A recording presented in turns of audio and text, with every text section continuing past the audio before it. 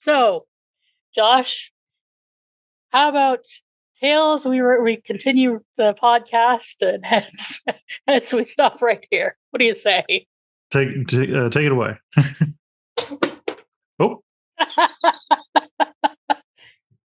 guess we'll never know. I think it's Tales. That didn't work quite as well as I intended to, but I thought it'd be fun for a joke for the start. I think it's Tales also.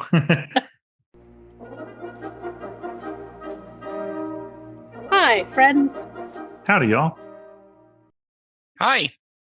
And welcome to Muppet Sex and Trauma. I'm Sara Ezzat. I make the Fat Culture Critic videos on YouTube. I'm Josh Gosdin. I'm a big nerd. And we have a third big nerd with us today. I'm Oddnon. I do everything. I'm just kind of around, and I like it that way. So, hi. And we like it that way, too. Hi. And due to technical difficulties and computer fuckery, Oddnon is joining us just voice ways. Yep, my mug will have to remain behind my avatar. It looks similar enough, though, you know. Yeah. The beard is an incredible likeness. So it's not all is not lost. We're not hopeless. We can give everyone their allotted dosage, and we'll be fine. Yes, we'll do great. And we're just happy to have you here. Thank you. I always love coming on. You turned me into a whole new sci-fi series. I dismissed it. I've always seen it around, and I was just kind of like, yeah, I like Jim Henson. Yeah, I like sci-fi, but this looks kind of lame. And I could not have been more wrong. That's how I was 2 seasons ago. Yeah, I was saying to Sara just before, is I haven't been able to keep with everything going on. I haven't been able to keep up with it as much as I'd like to, but I am like most of the way through season 1. I think maybe halfway. And I gotta say that it's to say that it has subverted my expectations in a way that many shows do not, would be a mischaracterization and an injustice to the show. It really, and I mean that. That's not just because I'm on this podcast, because if I thought it sucked, I would say. But truthfully, if you've ever been on the fence, I would just take the dive. I mean, if you're already listening, I imagine you have, but if you haven't, you really should. Absolutely. Yeah, and I brought you in for this one specifically because I know you have you took an interest in the Leviathans, so I thought we'd do more. You'd like the one with more Leviathan lore. I do. I really like the entire concept of the Leviathans is something that I'm sure there's exactly one other series that I've talked about here before is Saga. Is the only other series I've ever seen do like a sort of like living craft character that's not, I hesitate to use the term literal, but I think you know what I mean. Yeah. Like something that sort of develops in a way that isn't immediately apparent. But I mean, a sentient starship, like what the hell? Like that's amazing. It's amazing. Yep. So I've always been really into that. The fact that, you know, they have their entire own like society and hierarchy and ways that they do things, and, you know, theories and cultures surrounding honor and conflict, and really effing cool. Yep. So this one is a bit of a non-traditional narrative, but we're gonna get into the summary now. Dog with Two Bones was written by David Kemper and directed by Andrew Prouse. Moya's crew have come to the Leviathan's sacred space to lay Talyn's remains to rest. But there's a problem. An angry rogue Leviathan with a grudge against peacekeepers will not allow it. The rogue keeps ramming Moya, endangering her and her passenger. The crew scramble to deal with the crisis, but John is distracted. He keeps daydreaming of a life on Earth with Aaron and his friends. The dreams are an odd mix of euphoric wedding fantasy and complete disaster. If only John could focus. Well, maybe drugs will help. Or at least that's the solution according to their new passenger. The three-eyed old woman who seems to be volunteering to be their cook. Or maybe doctor? Or priest? Mediator? No, let's stick to cook.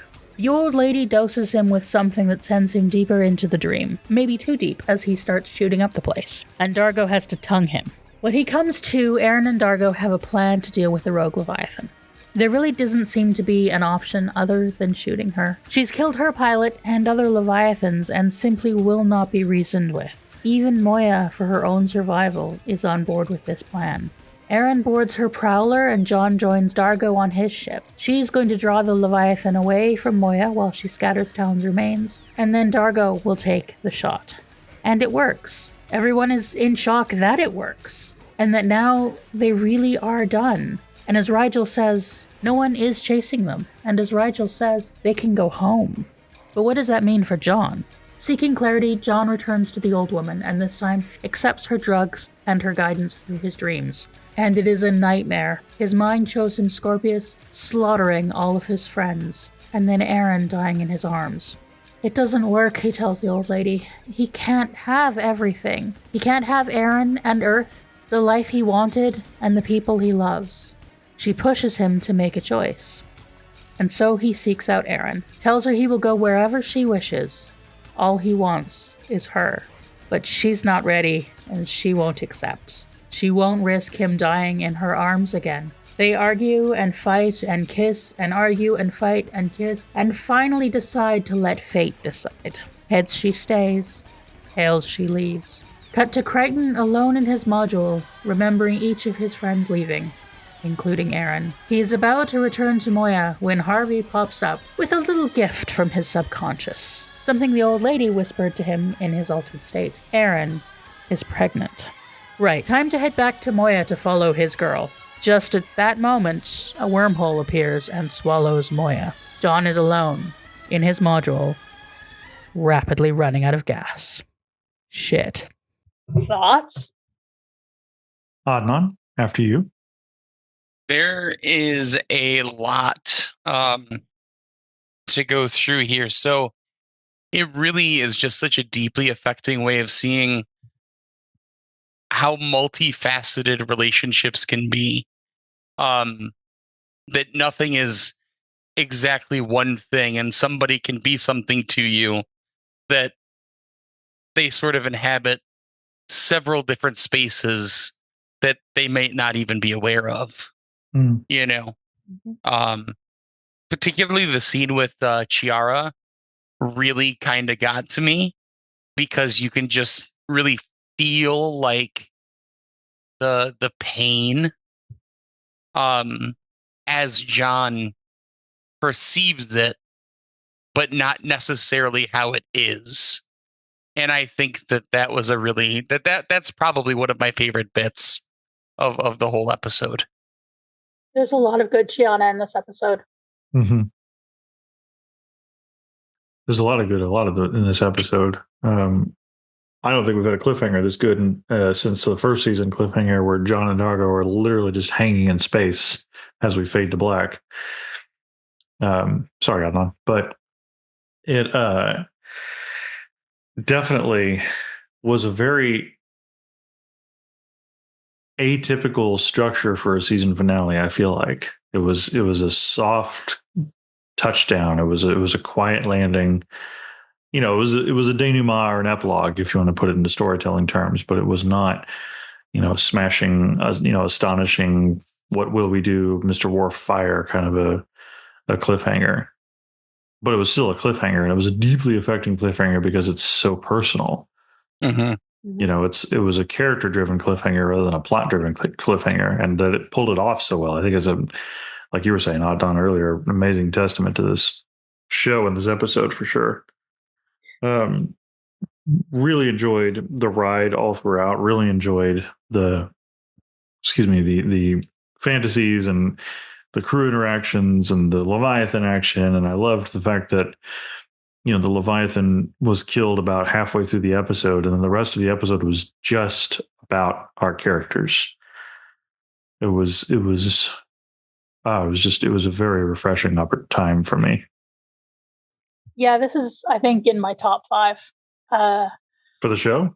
Yeah, along with the choices and All right. and the way we weren't. Not the first time I watched it wasn't, but as a rewatch, it's become more and more because I just, even as the structure is so atypical, but there's just so much emotion work.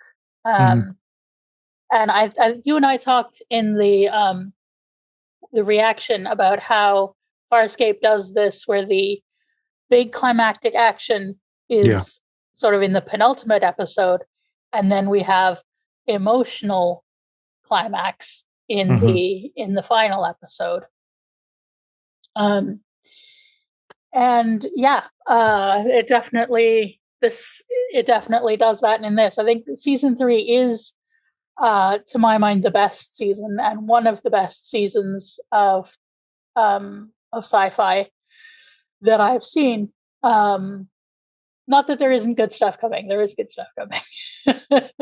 But it's just like, as a whole season, and this finale has this, it reminds me very much of Restless for Buffy. Yeah. In the sort of like, we've done the big climactic thing, and now we're just going to do character work. And we are just like that. We are focused in a character's imagination, because we are spending. But here we're sort of mixing John's imagination of the world and these people with the real people. And yeah, it makes for a really interesting ballet. And just some really wonderful character work. I particularly enjoy Chiana and Rigel as the sort of tertiary characters that are really that get some really great moments. I mean, Dargo, my boy, also gets great moments too. But I really love like the bits of Rigel throughout. Yeah, and the fact that we get this one lovely moment where he, despite having been a bit of a pain in the ass as always, he pulls it out and gives this great eulogy. Yeah, I love that. I love those, Rigel moments where he's clearly more than what he started out as, and definitely more than he mostly pretends to be. And also moments like my tiny, shiny Heine. Yes. When he's exactly what he pretends to be. When it's clear that he isn't actually pretending. So where shall we start? You've both done the wedding thing. I haven't. So what were your thoughts on John's wedding fantasy? I mean, other than, boy, did she look good in that dress. Well, sure. I think I have kind of a hot take on weddings. Is like, I think that they're mean, like, to do to people and to ask people to go to. Like, not actually. It's just I've never really been a wedding person, and I always have a good time. The thing, and I hadn't thought about this until for some reason you just said that, but I was going to get married just before the pandemic, and we had the venue set. We were going to go out of state to keep it very, very small, and had like the place booked. Everything was all set up, and then boom, March 2020. Yeah. And our wedding was in May. Oh. So I was wondering why the wedding narrative was like kind of hitting me in a way. Not even really in a sad way, but in sort of like a reminder of like just that hellish in between space of like, we're already here. Will we, won't be. There's moments of just elation and excitement. And there's also like just very dour moments of uncertainty and until you get like right there, until you actually, until you even sign the paperwork, if that's something that's important to you. It's all just sort of this, as wonderful as it is, just this incredibly messy and gross and weird experience that sort of becomes something beautiful out of like the struggle of dealing with it, Mm-hmm. And I think there was sort of that like, will they, won't they in play, where John clearly knows what he wants, or at least he thinks he does. Mm-hmm. And the wishy-washiness of Aaron throughout the episode, while also remaining like oddly stalwart and like, this isn't going to work, but I want to, but it's not going to work, so we're not, Mm-hmm. it really sort of like really kind of brought that emotion to mind. So just kind of a rough watch, if I'm being honest. Well, I got to have 2 weddings, Oh. and neither of them were interrupted by alien weapons fire, thankfully. But the sensation of anxiety for both of them, definitely felt like alien weapons fire for sure. And I think that, especially in Western culture, the white dress reception hall kind of a wedding that John was imagining for himself, which I make up was a very Americanized version because John is American, even though the production is Australian. Is a perfect analogy for the kind of relationship anxiety that he was feeling, for sure. Because there's so many moving parts. You're basically throwing a party where you are both host and subject, and then you don't get to see how it ends in most weddings. Like the couple is like ushered out, and I hope everything is fine afterwards, kind of a deal. So it's definitely a bizarre experience. Now, granted, my second wedding was at a courthouse, justice of the peace kind of a thing, instead of a big blowout like this. But the sense of wanting everything to go how you've always imagined it is very present and applicable, and translated well to John trying to have it, like you said, Sarah, like have his cake and eat it too. Be with Aaron and also go home. What in the world would it look like to take his girlfriend home to dad when his girlfriend does not have an address in the same galaxy? I've been the sister of the bride, the sister of the groom, and the friend of the couple a few times. And one wedding I went to is kind of relevant because they were both total nerds, and so they named each of the tables after a spaceship, and Perfect. one of them was Moya. I was at Moya. That's Perfect. fun. And it was funny because I was late. The wedding was the weather was abysmal that day. It was in Scotland, and it was just pissing with rain. And I was late, so late that the car with the bride went past me, waiting for my taxi. And the thing is that she told me that like she saw me and she was so nervous and everything, and something about seeing me kind of gave her a laugh and helped her be less nervous. So yay, I helped. I wish I could say that they were still together, but for a time they had a lovely union. Some things don't last, but such is life. But yeah, that's the last people who got me inside a church. Anyway. But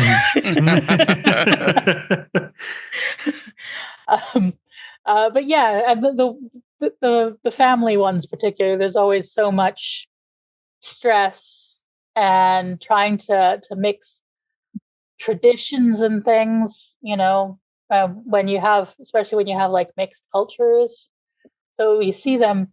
I think they've done a beautiful job of trying to imagine that in the show, the way that they like have Moya as a centerpiece on the cake and everything. And and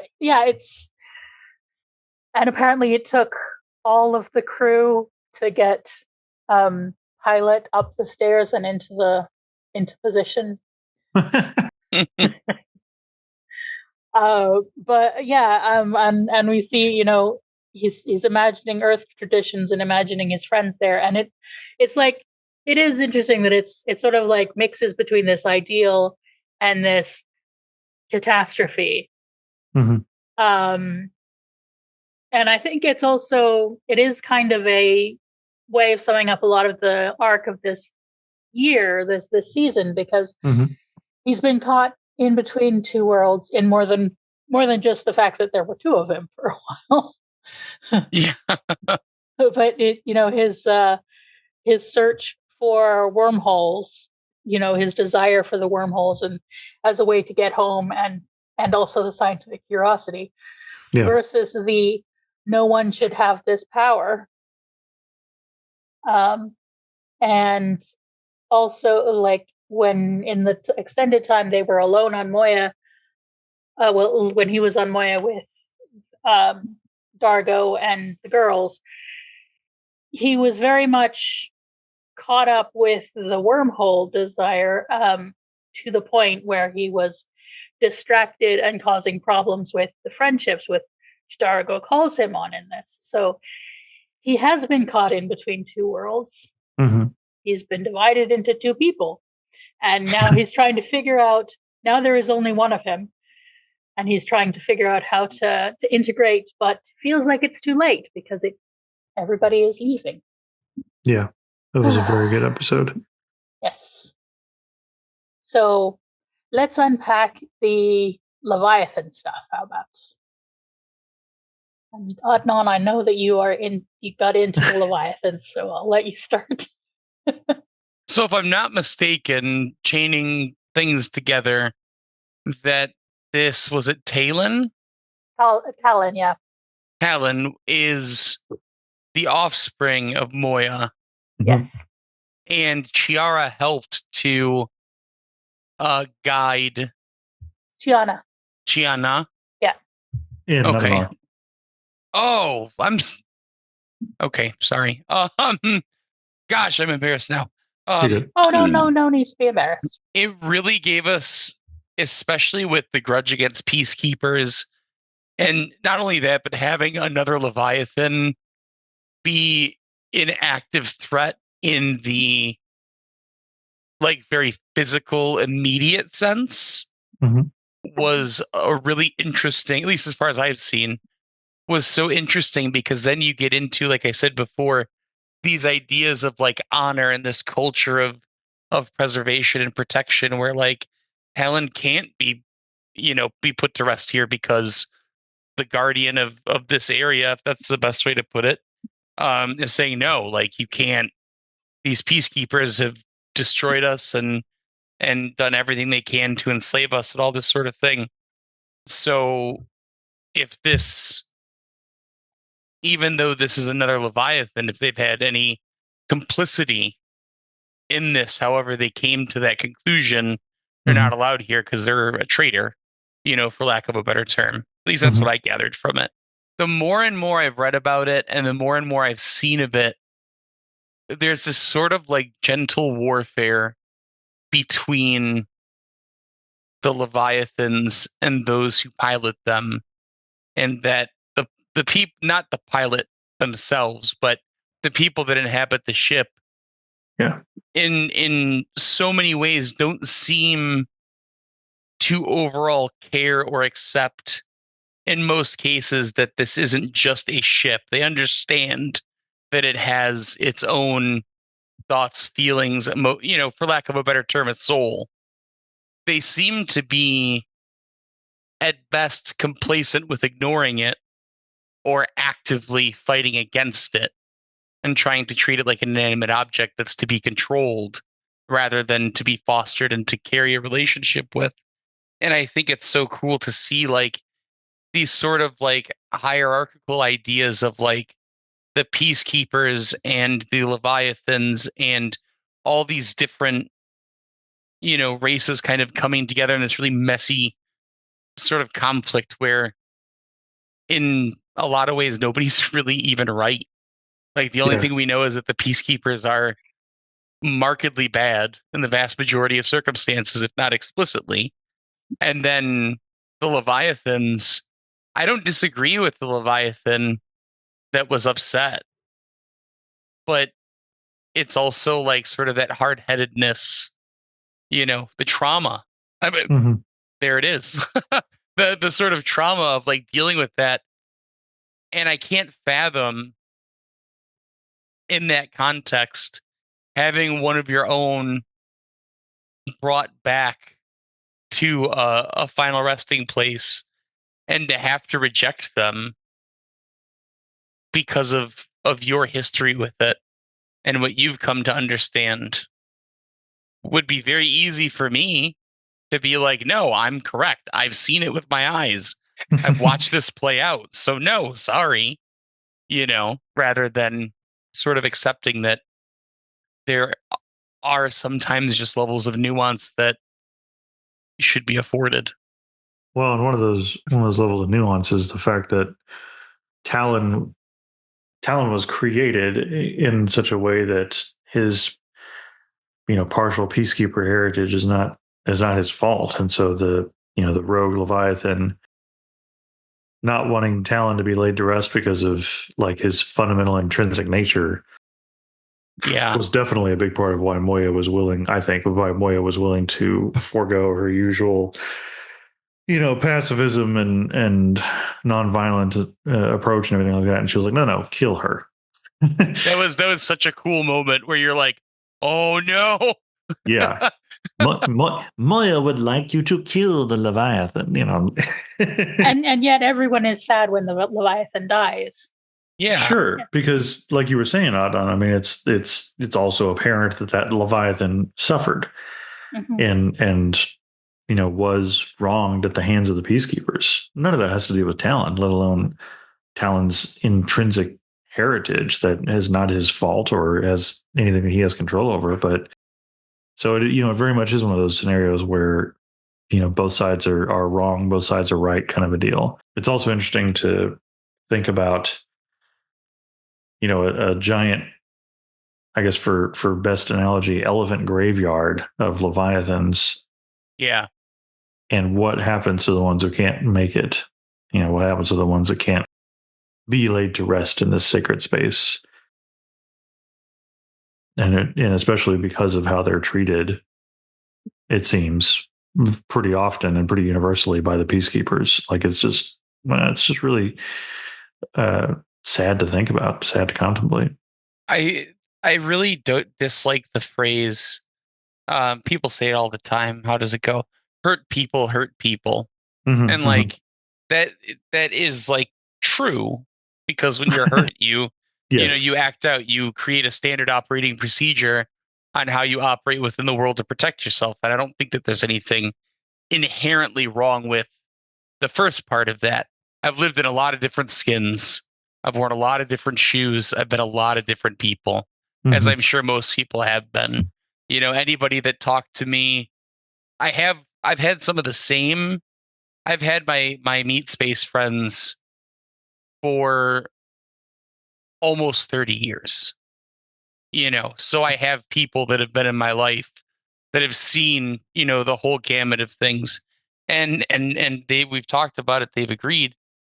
We all have a lot of growing to do, but I think that this is one of those situations where, barring, certain circumstances, you really can't just, we tend to like just throw a label on something without having a larger context. And I'm not talking about, abject harm or abusers or things like that. But when you, let's say, a marginalized person, I'll use myself like as an Arab. Okay. Some of my best friends were in the Corps, during the Iraq War, and they were deployed. How do I come to terms with that, regardless of my complicity in that at that time? Probably. How do I wrap my head around and accept and love those people? And I'm not making a value judgment here. If any of them are listening, this is not meant as a value judgment. How do I wrap my head around that? I don't. I mean, because I'm trying not to get too in the weeds here, but a lot of things are just so infinitely complex. There are a number of reasons that somebody could choose to go that route. And without knowing that, short of having, some very grisly external warning signs that give me pause, it's really not for me to decide what that means. I can criticize it, but like on a personal level, it's really difficult to engage with that in a meaningful way if I'm not at least willing to see it through. And that's kind of how that read to me, is like, I don't want to say the message necessarily, but kind of, yeah. Now, as far as like going off and attacking the rogue, like that might have a different implication, but at least from the standpoint of the situation as it was, Yeah, I think when it comes to hurt people, I think it's a true statement, but we use it as a thought-ending cliche when in some ways, it can be a warning. Like, if you don't deal with your hurt, you will hurt others. There is a responsibility. I won't talk. I won't go into detail, but I recently had a situation in which I was triggered due to some past stuff, and I ended up yelling at someone who's completely innocent, and it was awful. And I have apologized, and it's like, but that it was my responsibility to have recognized that I was being triggered and to remove myself from the situation, and I didn't, and I therefore have that amends to work to continue with on that, because that's life. Yeah. Once you've done something, you kind of have to work through the making amends to it. But yeah, like, I could say, oh, hurt people. I was traumatized, but like, no, that's the beginning of the conversation, not the end. It's my responsibility to do my emotion work so that so that my hurt doesn't then become someone else's pain. Yeah. Hurt people can be used as a way to understand or empathize with the situation. It can't be used as a way for me to excuse my behavior. Mm-hmm. That's quite key, and I never really contextualized it in that way, and that makes a lot more sense. That was really well put. It kind of goes into like, I don't want to like start a whole thing here, but it's like when people are like, well, no ethical consumption under capitalism. Like, it's not the end. Like, it's not the excuse. It's the explanation. But like, yeah, you can't stop it there. You can't use it as an excuse. Yeah, it shouldn't be a thought-ending cliche. It should begin your thought process of, okay, there's no ethical consumption under capitalism. True. What bits can I do to reduce harm? I can't be perfect, but I can reduce harm. It's the perfection is the enemy of the good. Yes. That's how I take the ethical consumption under capitalism is there's no perfect. How can I? What are the ways that I can do my best? Mm-hmm. But of course, there isn't actually, to the best of our knowledge, that there is no whale horse being, because that's how I read the Leviathan. So it's a sort of a cross between a whale and a horse, and we don't really have a therapist. We don't even have a therapist for our human characters, although this new old woman is trying to be. we do, but we definitely don't have one for our poor traumatized big whale / horse friends. And yes, this Leviathan is kind of an embodiment of as all of this show becomes about trauma, this Leviathan is kind of a embodiment of sort of unprocessed trauma that is just being used destructively. Mm-hmm. And all of our characters have had moments where their trauma has been destructive. And they've all had moments where they've had to learn to be responsible about their trauma. So it doesn't, like, everybody is on that journey. And this Leviathan is just kind of the embodiment of that, not being able to do that work, just using her pain to inflict pain on others. Yeah, literally, like physically ramming into Moya. That's about as inflicty as you can get. Mm-hmm. Yeah. And we've had mirrors for all our characters. Now we have a mirror for Moya. But yeah, I mean, I think that it's, I sound like a broken record, but it's so cool to see the exploration of a character in such a deep and meaningful way that the character doesn't exactly like speak. We don't get to have a soundboard.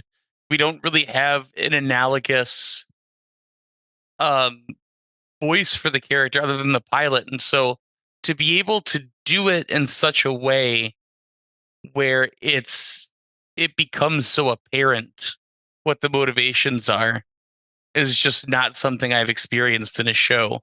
Yeah. You know? Yeah. And we are mourning our poor Talyn. Josh, do you have any thoughts on our poor Talyn? Well, alas, I knew him.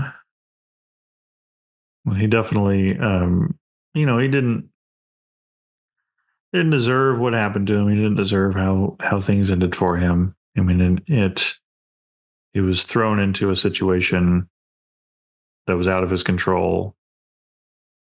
And it's just very sad that Moya never really got the opportunity to mother him, you know?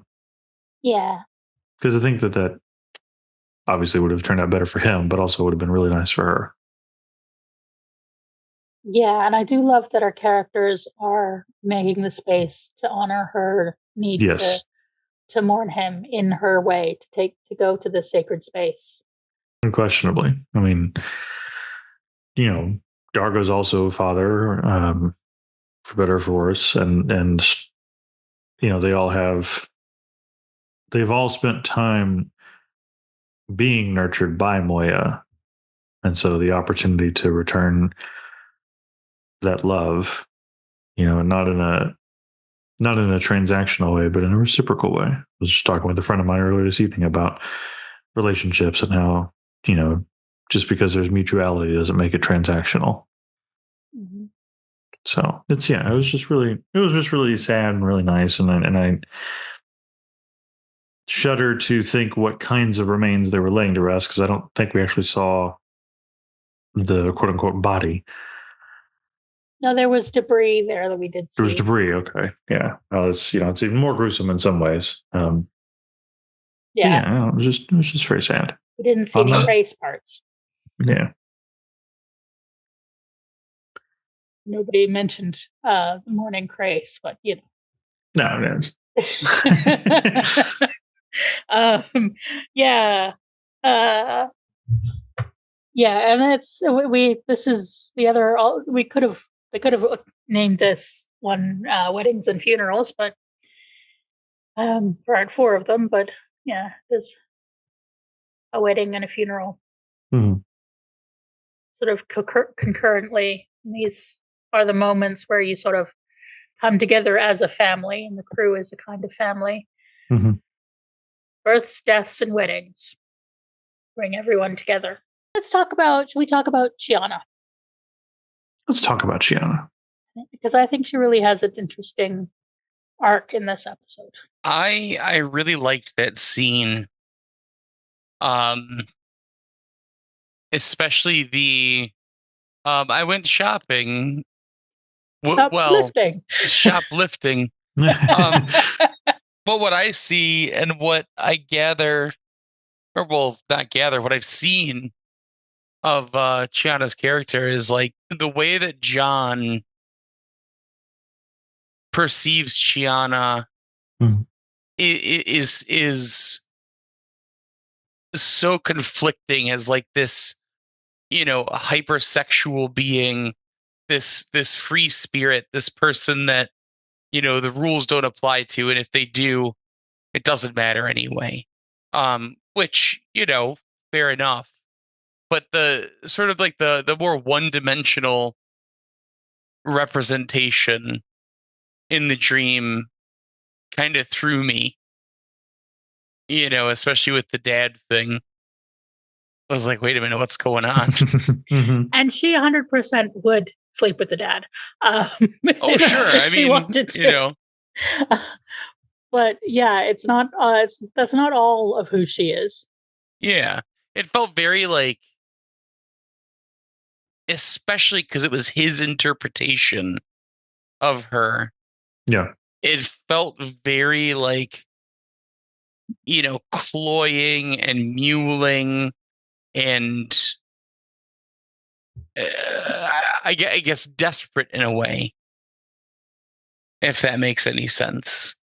Like, it's less so that she's acting of her own volition, and more so that she's a sort of victim through circumstance, can't control her actions. She's hopeless, is almost how it comes across. Which, I mean, I think is unfair, but yeah, there's sort of a mix of little sister but also being attracted to her. And it's not unreciprocated, it seems often. Like, yeah. Like, it barely, for the two of them, I think it's really interesting for the two of them. It's barely like, but for want of a nail, it would be the two of them.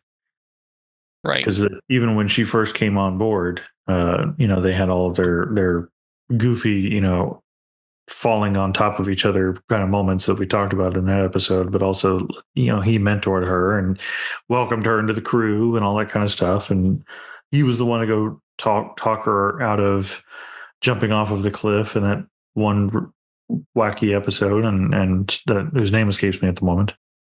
Taking the stone. Thank you. And, it's clear that she has a lot of non-sexual respect for him. I guess is the best way of saying it. Yeah, and there were people who shipped Chiana and John. Sure, but the chemistry is great. It's nothing compared to him and Aaron. Unquestionably, or him and Scorpius to be, or him and Dargo. But also, like, I thought you were going to say Dargo. It's a very loving. It's a very loving and sort of polyamorous possibilities. Right, the polycule branches off in multiple directions. Him and Grace have better chemistry. That was definitely one-sided. There's this sort of like thing at play there, I think, where I don't know if this was intended or not, but there is sort of like this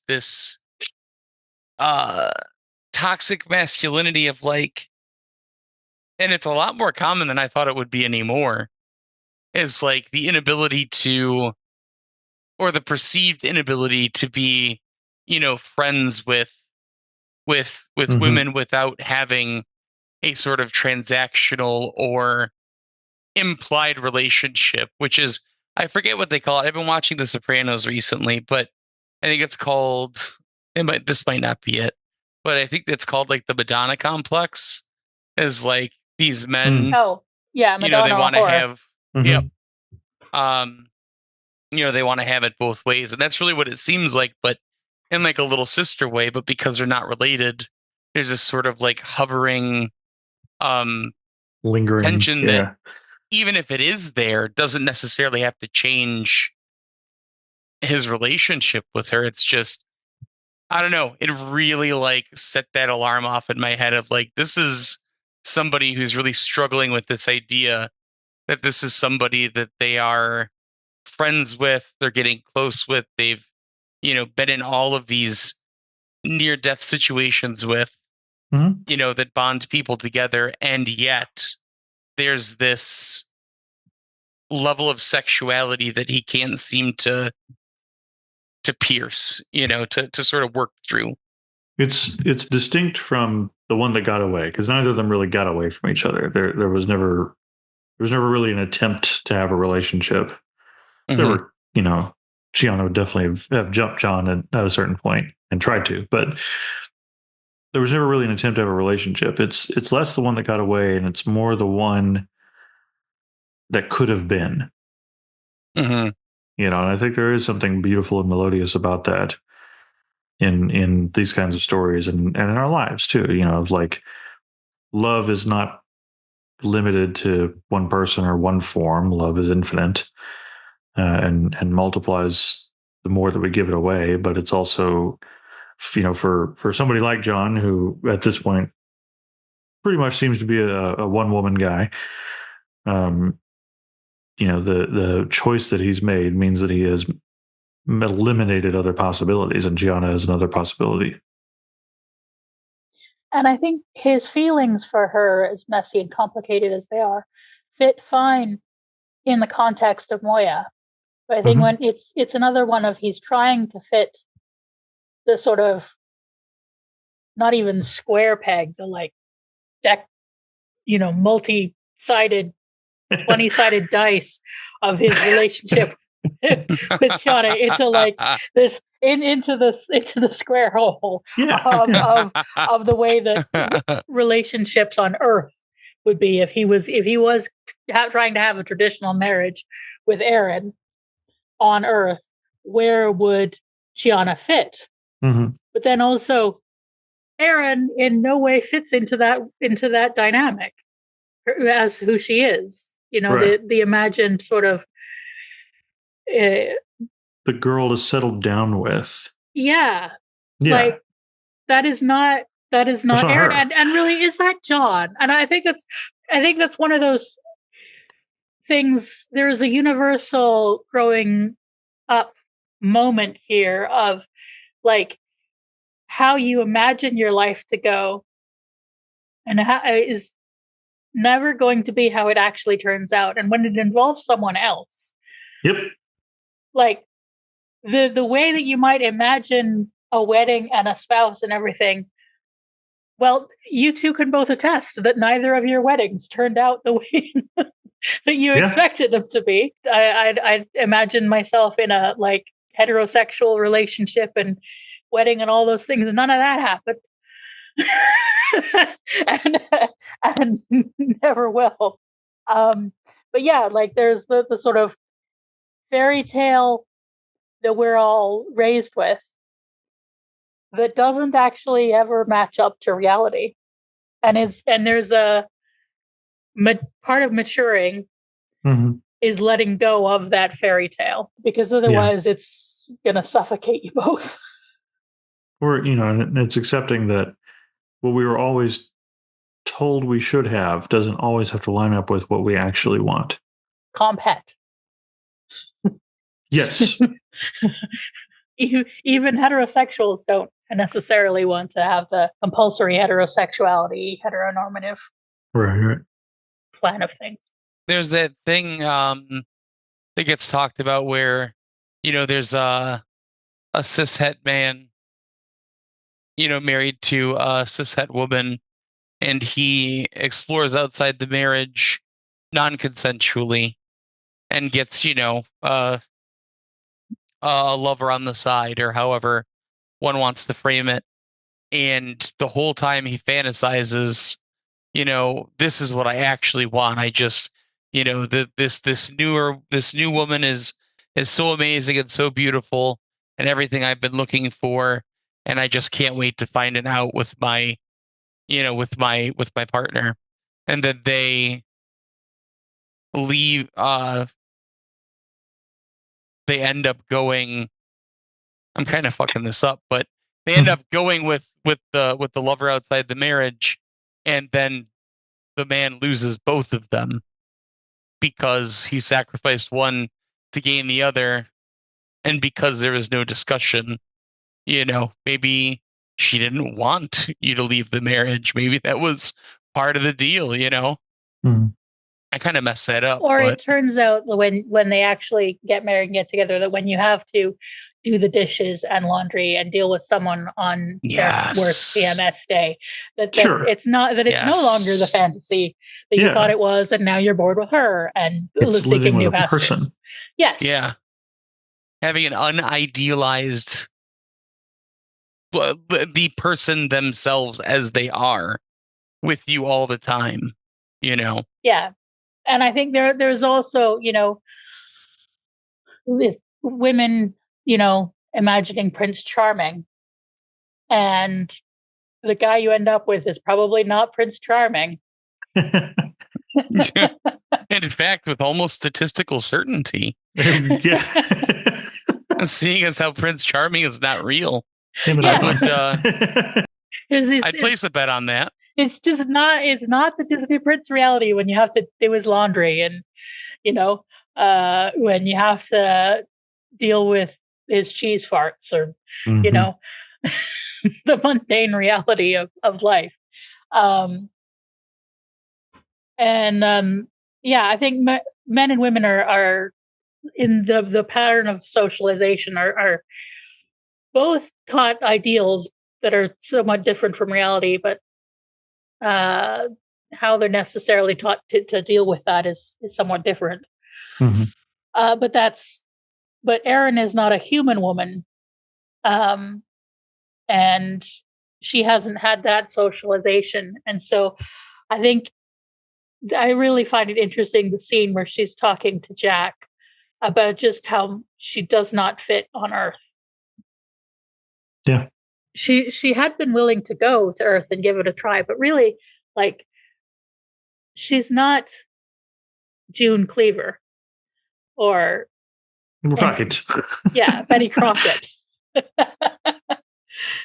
No woman is. Although the thing is that the way we are socialized is often women are taught to make themselves Betty Crocker, and then you just have misery trying to make yourself into the fantasy instead of being yourself.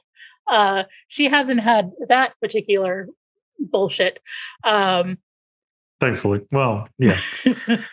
She's at the Peacekeeper indoctrination. That's a whole other ballgame. A whole other, yes. But John has had, and especially given he's a generation older than us, he has been raised to imagine the idealized version. Yeah, he's a young white American man. He's been fed the young white American male narrative all throughout his time. It's actually hits on an interesting concept. Have you ever heard of queer temporality? No. Okay. So it's this idea that there is, in heteronormative timeline of you're expected to, meet your partner, get married, have kids, and there's sort of like this timeline you're supposed to be on of life events and stuff like that. And one of the things about being queer is it actually disrupts that timeline because there isn't the same there isn't that pattern set for generations of what a same-sex relationship is supposed to look like, or even two bisexual people of opposite sexes. And when you have two people of the same sex, the pregnancy thing is also totally different because you're going to do it a different way. Either you're going to, sure. Yeah. I mean, with a women loves women, there's still somewhat of a timeline. But yeah, it's the idea that queer temporality is the idea that life timeline gets disrupted and you can sort of make your own. And it kind of frees you from that prison of the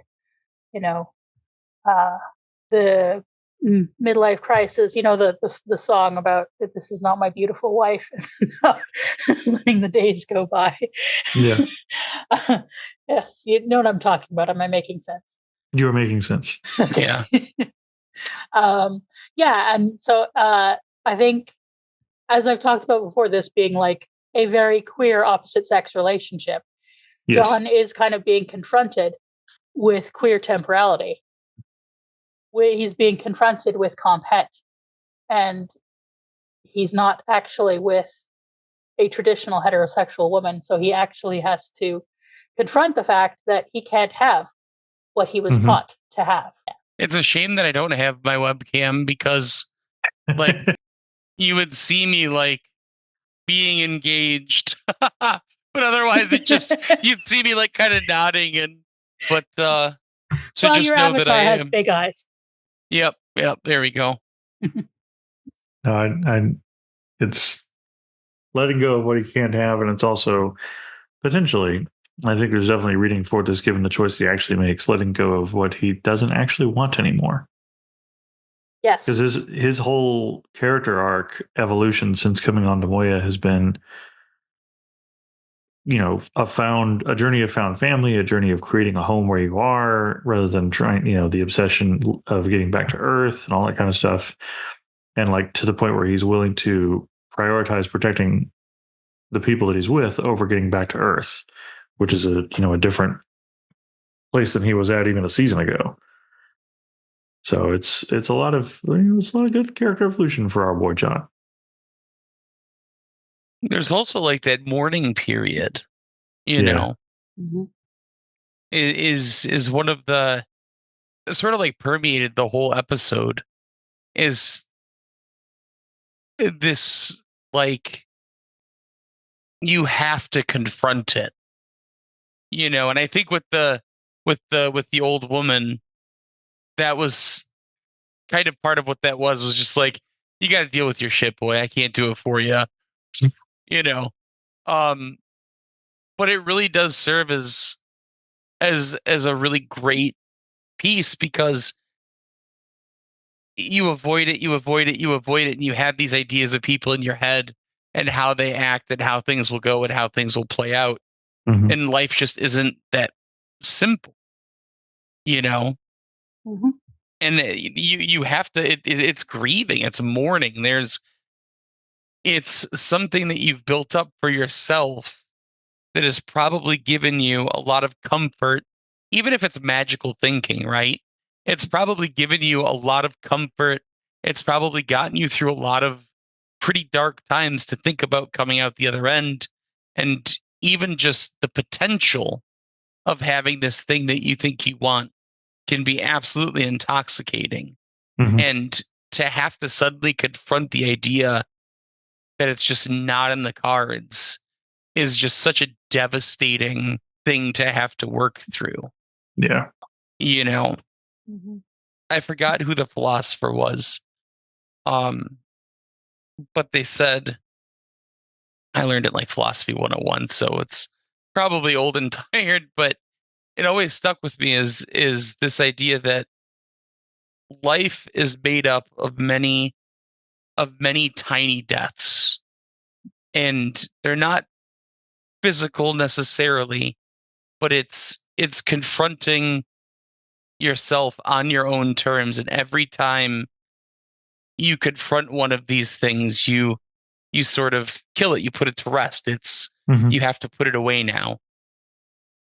And that always really stuck out to me, because especially when you're talking about like personal growth or even like a character arc, like which what else is that? But personal growth, it just rings so true in how just devastating it can be. Another philosopher once said, "Life is what happens while you're busy making other plans." Don't I know that one? Yeah. Jeez. That was John Lennon, actually.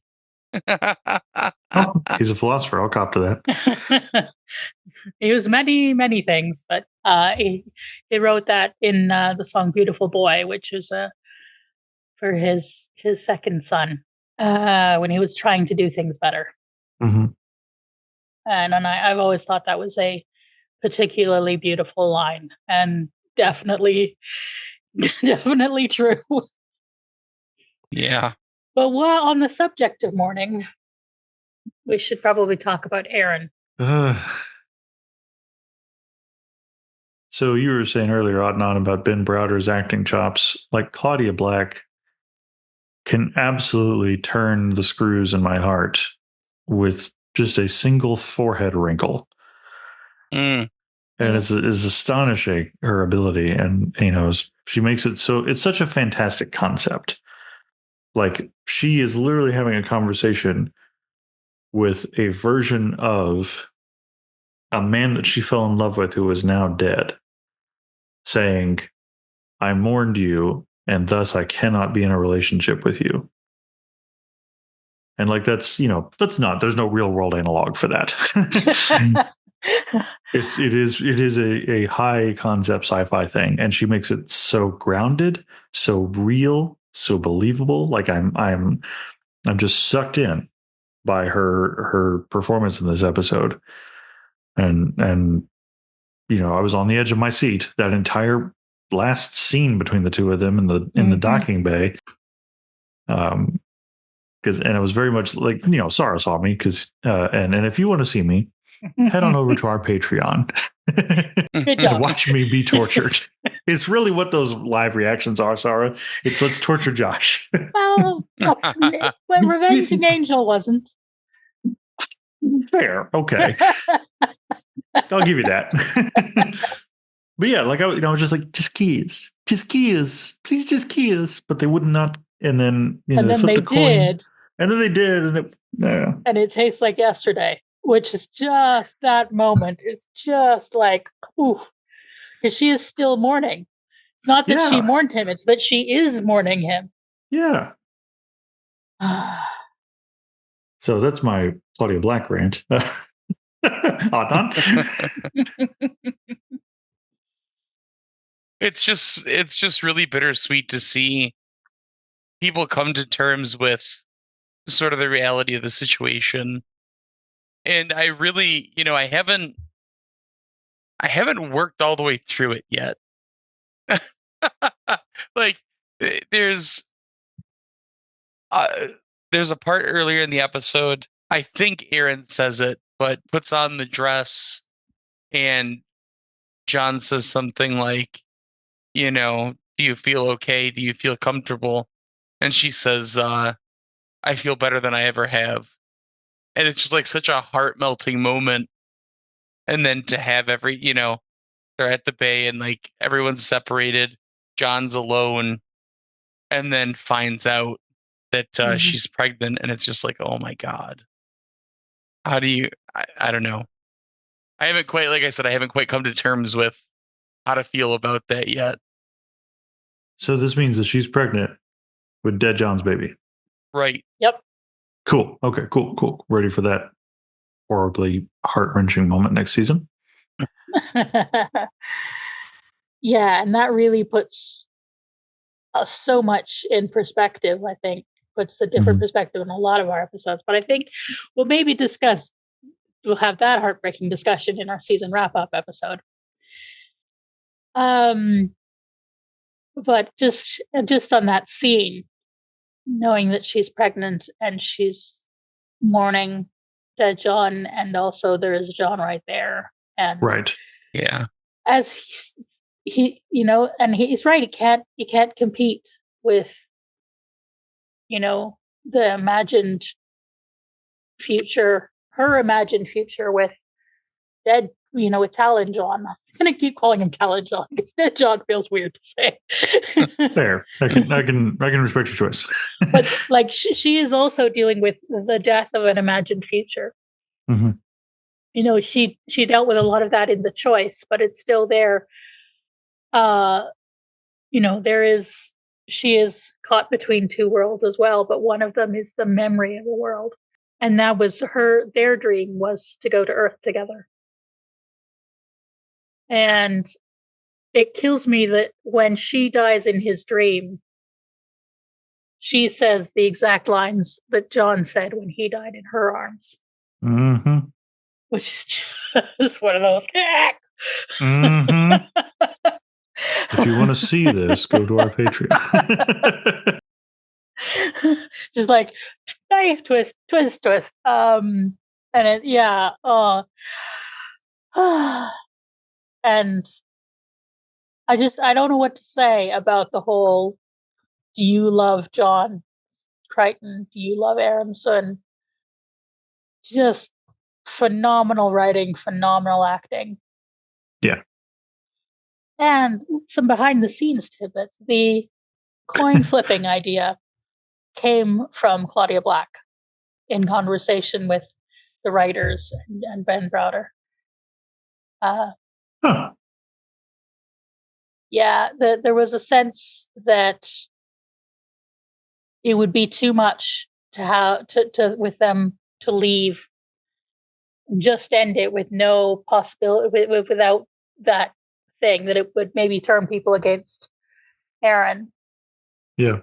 But having that possibility of return and that thing with the coin flip, I think it's a lovely touch. And it really, I think, shows that she wants to be with him. Mm-hmm. She wants, but she isn't ready. She wants to be ready, but she isn't. We've all been there. Yeah. And absolutely. Yeah, it's a heartbreaking place to be. And he understands. And I think in a way he doesn't want to understand. I guess sometimes it's easier to if we're not so empathetic, because damn it, if only I could talk you out of this or argue out of this or whatever. Mm-hmm. There's a line from unsurprisingly to anybody who's listened to me quote things before. There's a line from Star Trek where everybody drink. There it is. I hung up my shot glasses, but I'll take a sip of water. Same. He I guess spoilers for a movie that came out in 1982 where Kirk meets his son for the first time as an adult, and later is reflecting on that, and he says he characterizes him as my son, my life that could have been and wasn't. And that line has come up for me in my personal life a few times, but it seems particularly relevant to this episode and to all of the ways that both John and Aaron are mourning what isn't, are afraid of what could be, and desperately want what they have right in front of them. Yeah. Wow. How do you get to be that good a writer? Like, that scene just floors me, and is David Kemper, well done. And it's difficult to even analyze because it's just so multi-layered and intelligently written and beautifully acted, and the show has already made paper scissors rock into an emotional moment, and now it ruins coin tossing. Oh my god, that first one that I was on, I will never forget watching that episode and going in being like, well, because I was like, well, Sara has good taste and stuff, so I should at least give it a chance. And like by the end of it, I was just like, that's what got me on the podcast. You can't see my face. Yeah, like I was actually like mouth agape. I was like, that was Eat Me. Yeah, that one. Yeah, it's just like, oh my god, I've been listening to this phenomenal band, and I'm big on lyrics and stuff. But there's this one line that's been sticking with me the last couple weeks, and I was just talking to Adam about this. Our Adam, Sara, and there's this one line that like always sticks out to me, and it's been like applying across the board, probably just through that thing where like when you buy a car and you've never seen anyone drive it and now everybody's driving it. I think it's probably that type of association. But the line is my cruel ending is that my story continues. Yeah. And it's just like, what a way to sum it up in a sense, is just like, what are we doing to each other here? I think the full one is the cruel ending is my story continues. I help them to live, but then why am I living? So I don't know. It's just like that sort of futility of life is like, what is any of this even for at this point? Like, I'm stuck in space. I'm ass out a tank of gas. Like, what are we doing? Also, another way to put that would be the hardest thing in this world is just to live in it. Mm. And everybody drank for Sara doing everybody a drank, reference. yes, thank you. Yeah. Beat me to it. So what do we think of the old woman? I'm very curious to learn more about her because even the story has fun with her in treating her like we're already supposed to remember her. And I think I told you this after we were done reacting, Sara, but I was trying to have the best poker face possible because it had been a while since you and I had last gotten together. And, I was like, oh my God, I don't remember this character at all. It's been a couple of months since I watched the previous episode and, I've had some shit going on. So maybe that's why I don't remember, but I got to play it cool because the listeners and watchers of Muppets Esque and Trauma are counting on me to remember this woman. And then John goes, who's that woman? Yeah. And then everybody is like, wait, who the hell is this woman? And I was like, the episode was gaslighting me. It's such a great way to introduce a character. Everybody being like, who is this person? Why is she here? She will get a name. I'm sure she will. I'm looking forward to learning more about her. Do you want to care to guess what her name is? Powder. Appropriate. Like that movie.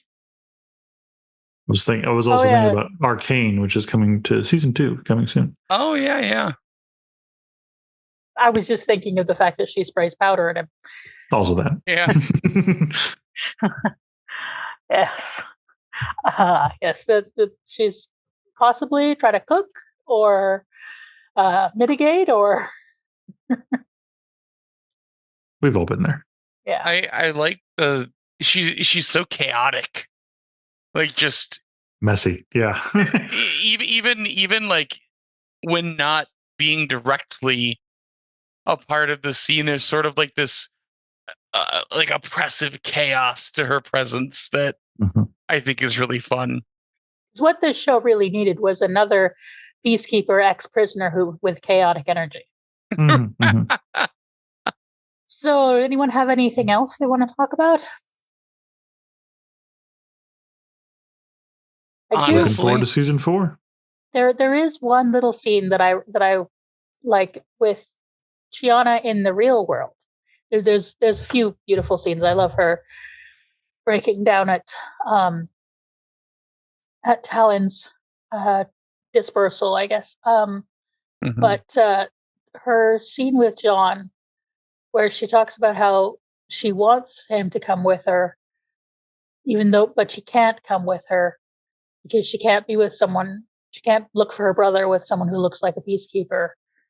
And so she's like, I want you to know that I wanted to invite you, which is very, very sweet. And I think more emotionally mature significantly than the image of her he has in his head, which is an interesting contrast. And then, of course, her talk with Moya. We get a Zahn name drop. Yeah. Emma Zahn. Yeah. But I love her sort of stepping into a Zahn role and trying to calm things down, but she can't help but be honest. And yes, Moya deserves to bury her child wherever she goddamn wants to bury her child. So, yeah. So, next episode of the podcast will be Josh and I reviewing the season. And I've got some thoughts. Yeah. But are you ready to hear the title of the next episode, of the first episode of season 4? Do you want to wait for that next? Let's wait for that for next time. Okay. And we'll also discuss some comments and things. Yay. So, Yeah. If once again, if you want to watch our reaction, just mostly Josh reacting and me sort of going, Sara trying not to react. You can join our Patreon at any level. It's both of us being tortured in different ways. I'm being tortured by the episode. Sara's being tortured by her poker face. And if you want to let us know on any episodes that you would like us in season 4 to do a reaction to, yes, we will. I will attempt to do a reaction to the one that you're probably thinking of. Yes. Every season's got to have a format breaking episode or two. Yeah. It's Farscape. It wouldn't be Farscape if it was normal. Yes. So, and our first guest of the season will be mainly Mandy. Yay! I love Mandy. Mandy's a lot of fun. Mandy laughs at my jokes, so like we're already there. Yes, Mandy is great. So what is your favorite part? Oddnon, you want to go first? Definitely the dream Gianna part, I think, is probably what stood out the most to me. Okay. The sci-fi nerd in me wants to say the battle with the rogue leviathan when they launched their little 3-pronged attack against it. But the outer hopeless romantic is definitely going to say the scene in the docking bay between Aaron and John. Yeah, me too. Specifically, it's the moment for me where she's turned towards us and he's in the distance and he says, "Do you love Aaron Sun, or do you love John Crichton?" Yes. And then when she said, no, she's looking at us and he's behind, and she says, "Do you love Aaron Sun?" Mm-hmm. Beyond hope. And we see the look on her face, and it's just, and I'm reminded the blocking is so similar to when they kissed. And he and we get a little smile, and this time we get the sad, and yeah. Stop torturing us all. But yes. It's okay. This has been a really great season. It is an exquisite scene. Looking forward to talking about it. I think it's the first time you and I have had the same favorite in a while, Sara. Yeah, I think we generally try to have different favorites, but sometimes something is so good that you always get the advantage of going after me, usually. Yeah, and I just can't. I can't call, like, there's so many good parts of this episode, but that scene is just a masterpiece. Sure. And also shout out to Guy Gross's score. Yeah. Break our hearts. So we will see you again in 2 weeks for our season wrap up. And please, if you want to leave us any questions to answer, please do so. And I'll also ask on our Discord and various spaces for questions for the season wrap up. We love talking to you guys. We love talking through the things that you send us. So please. Yeah. Excellent. And then we will be back to start season 4.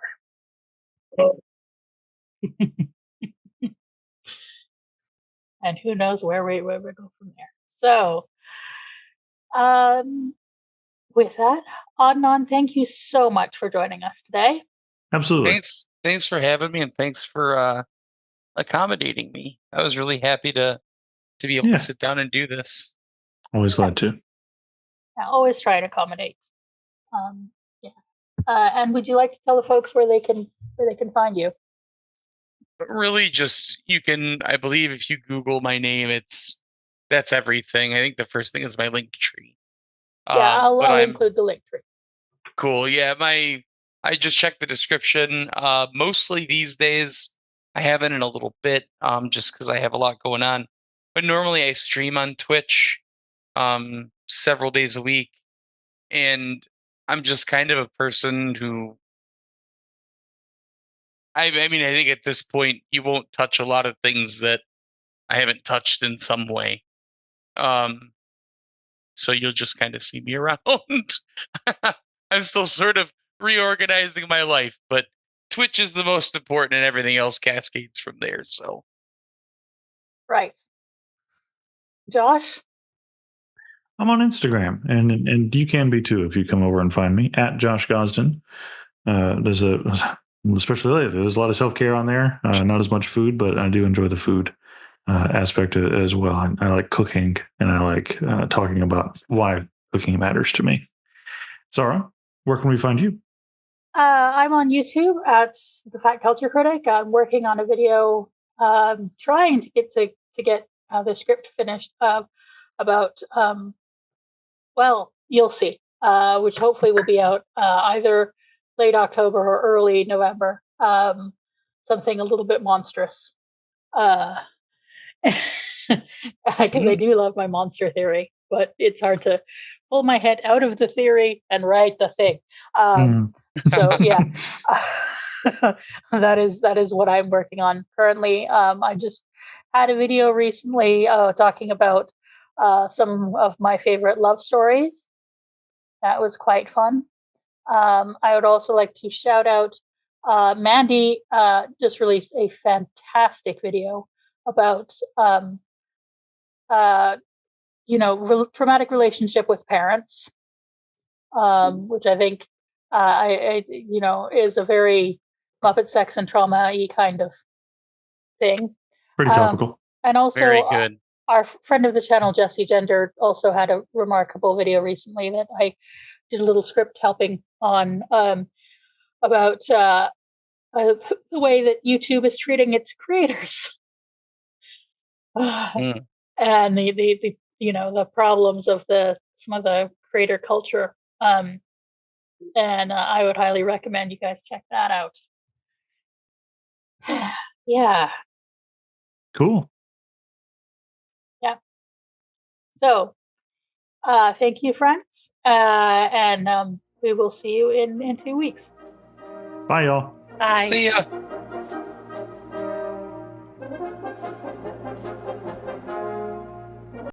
I thought you were going somewhere else. Sorry. Sorry, I was just waiting for you. I don't know. I think that was the end of my thought. It's the magic of post. Yes. It's gonna be.